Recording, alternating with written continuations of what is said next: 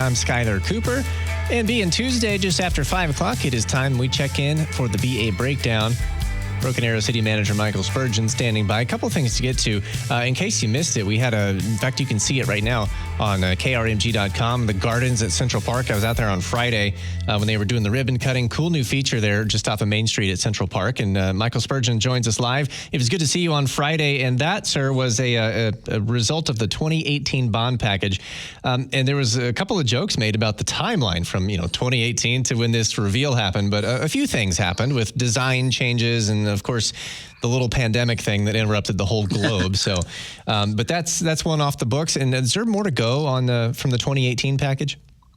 There's quite a few more projects left to be due. Right now, we're about, I think, between all the projects that have been completed currently in the construction phases, we've completed about 75% of all of the projects that were approved by voters back in 2018. And we've still got about 9 miles of road that actually need to be widened. And those projects are right now somewhere in that construction phase, whether it's gaining right of way or actually securing the easements. But basically, the next couple of years, those roads are going to be under construction, and it's going to be just wonderful for our community to have that additional capacity. And I know you and I have talked about this for the last year or so. There's another general obligation bond coming up next year. It's in the planning phase. But let's set the stage for folks on, and I also know you're working on the next, or the council is going to be looking at the next city budget.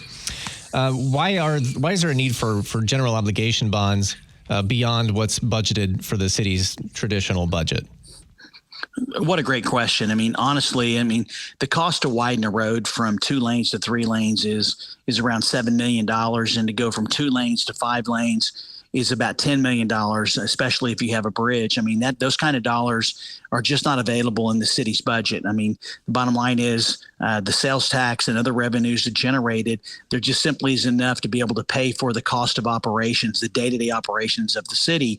And so the city has chosen over the last 30 to 40 years is to periodically go to the voters and ask them for general obligation bonds, which are repaid with property taxes. And what I'm excited about is the fact this next package, just as the previous one, will not change the tax rate. This tax rate will continue to stay the same, which means that actually we're going to be able to get these bonds, if they're approved by voters, that would allow us to go in and make a number of additional improvements throughout the community.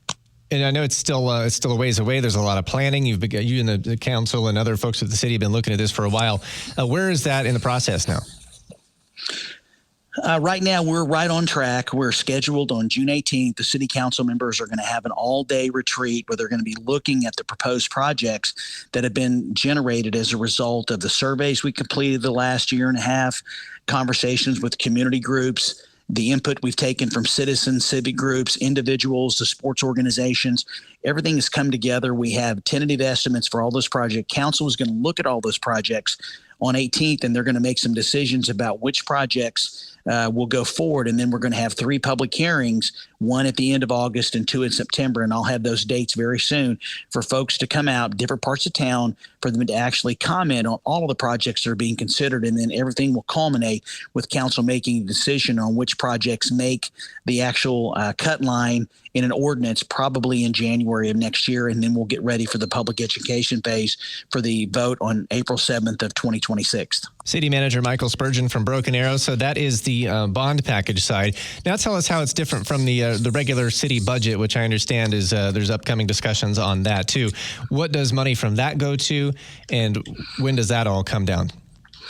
So actually, the city council held their annual work session for the budget last Thursday night. The proposed budget right now for the whole budget, which includes the general fund, which are your basic traditional parks and recreation, community development, finance, services, public safety, and then our utility, also known as BAMA, the Broken Arrow Utility Authority. That total budget's about $455 million, and that's made up of, like I said, different parts of the budget, but the total is $455 million tentatively. And actually, that's what pays for the cost of personnel, the cost of operations, basically what is necessary, capital improvements, the pay-as-you-go type capital, the purchasing of vehicles and equipment necessary to be able to provide the day-to-day services to our citizens and utility customers. You mentioned public safety in there, that I guess paying for police and firefighters, but I did see an item on the city council last week about an upcoming survey for public safety. What are you planning to ask about there?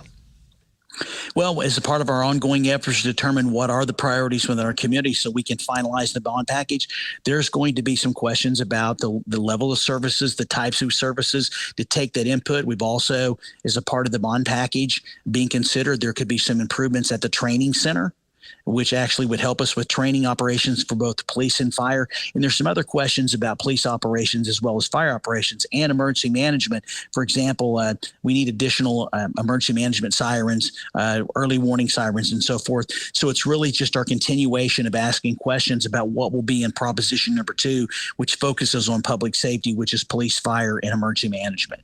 Well, it's good to talk to you. It was good to see you on Friday for the ribbon cutting out there at the gardens at Central Park. I actually had a question I forgot to ask you when we were out there. Sure. I know they planted things like garlic and rosemary and things like that. Can I just go get some? Like, how does that work? Can anybody pluck it? Actually, we'd prefer you didn't. Okay. And that's a part of the park. I mean, there's actually we have the raised beds that people can come in and do their own community garden, probably about 100 yards from the actual gardens at Central Park. But our Parks Department is going to take care of it, and so you can come out, you can enjoy it, you can smell it, you can sit down by it, walk through it. But we just don't want you to pluck it because then we'll have to replace it. That's fair. It's like we got to have a little harvest or something. Maybe you take that stuff and then put it at the farmer's market. I don't know. I'm just coming up with ideas here. Well, that's I can tell you they have that kind of materials. But it was great to see you last Friday, Skylar. We consider you to be a partner, and I know you cover all things Broken Arrow, and so it's great to talk to you every 2 weeks. But that was a project that was about a dozen years in making after all the revisions, and it's going to be an incredible addition to Central Park and also the downtown of our award-winning Rose District. Broken Arrow City Manager Michael Spurgeon every Tuesday at just after 5 o'clock right here on the KRMG Afternoon News. We thank you, and we'll talk next week. Yes, can't wait. Look forward to it. Bye-bye.